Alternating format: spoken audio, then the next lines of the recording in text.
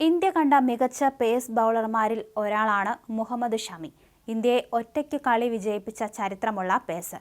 ജീവിതത്തിൽ നിരവധി സംഘർഷങ്ങളെ അതിജീവിച്ചുകൊണ്ടാണ് അദ്ദേഹം ഇന്ത്യയുടെ മുൻനിര പേസറായത്.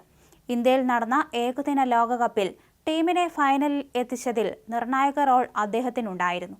എന്നാൽ ടീമിന് വേണ്ടി മികച്ച പ്രകടനം പങ്കുവച്ചിട്ടും പലപ്പോഴും അധിക്ഷേപങ്ങളും അദ്ദേഹം കേൾക്കേണ്ടി വന്നു.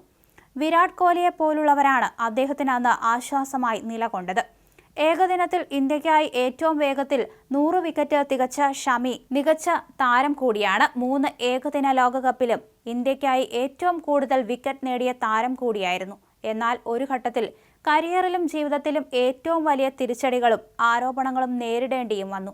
നിരന്തര പരിക്കുകൾക്ക് പുറമെ ഭാര്യയായിരുന്ന ഹസിൻ ജഹാന്റെ ഗാർഹിക പീഡന പരാതിയും ഒത്തുകളി ആരോപണവും ഉൾപ്പെടെ നിരവധി പ്രതിസന്ധികളെയാണ് താരത്തിന് അഭിമുഖീകരിക്കേണ്ടി വന്നത്.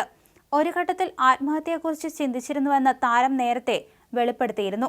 എന്നാൽ ഷമി ആ സമയത്ത് എത്രത്തോളം മാനസിക സംഘർഷം അനുഭവിച്ചിരുന്നുവെന്ന് വെളിപ്പെടുത്തുകയാണ് അടുത്ത സുഹൃത്തായ ഉമേഷ് കുമാർ. ഷമിയെ ഏറ്റവും കൂടുതൽ തളർത്തിയത് ഒത്തുകളി ആരോപണമായിരുന്നുവെന്ന് സുഹൃത്ത് പറയുന്നു. ആ ഘട്ടത്തിൽ ഷമി എല്ലാത്തിനോടും പോരാടുകയായിരുന്നു. അവൻ എന്നോടൊപ്പം എൻ്റെ വീട്ടിലായിരുന്നു താമസിച്ചിരുന്നത്. എന്നാൽ പാകിസ്ഥാനുമായുള്ള ഒത്തുകളി ആരോപണങ്ങൾ ഉയരുകയും അന്വേഷണത്തിലേക്ക് നയിക്കുകയും ചെയ്തപ്പോൾ അവൻ തകർന്നു. എനിക്ക് എല്ലാം സഹിക്കാമെന്നും എന്നാൽ എൻ്റെ രാജ്യത്തെ ഒറ്റുകൊടുത്തുവെന്ന ആരോപണങ്ങൾ സഹിക്കാവുന്നതിലപ്പുറമാണെന്നും അവൻ പറഞ്ഞു. ഉമേഷ് വെളിപ്പെടുത്തി. ആ ദിവസം പുലർച്ചെ 4 മണിയോടടുത്താണ് ഞാൻ വെള്ളം കുടിക്കാൻ എഴുന്നേറ്റത്. ഞാൻ അടുക്കളയിലേക്ക് പോകുമ്പോൾ അവൻ ബാൽക്കണിയിൽ നിൽക്കുന്നതാണ് കണ്ടത്. ഞങ്ങൾ 19ാം നിലയിലായിരുന്നു താമസിച്ചിരുന്നത്. എന്താണ് സംഭവിച്ചതെന്ന് എനിക്ക് മനസ്സിലായി. ഷമിയുടെ കരിയറിലെ ഏറ്റവും ദൈർഘ്യമേറിയ രാത്രിയായിരുന്നു അതെന്നാണ് എനിക്ക് തോന്നുന്നത്. പിന്നീട് ഒരു ദിവസം ഞങ്ങൾ സംസാരിച്ചിരിക്കുമ്പോൾ ഒത്തുകളി അന്വേഷിക്കുന്ന കമ്മിറ്റിയിൽ നിന്ന് ക്ലീൻ ചീറ്റ് ലഭിച്ചുവെന്ന് അവൻ്റെ ഫോണിൽ സന്ദേശം ലഭിച്ചു. ഒരു ലോകകപ്പ് നേടിയാൽ ഉണ്ടാകുമായിരുന്നതിനേക്കാൾ സന്തോഷമായിരുന്നു അന്നവന്, ഉമേഷ് കൂട്ടിച്ചേർത്തു. കഴിഞ്ഞ ഏകദിന ലോകകപ്പിനിടെ കണങ്കാലിനേറ്റ പരിക്ക് കാരണം വിശ്രമത്തിലാണ് മുഹമ്മദ് ഷമി.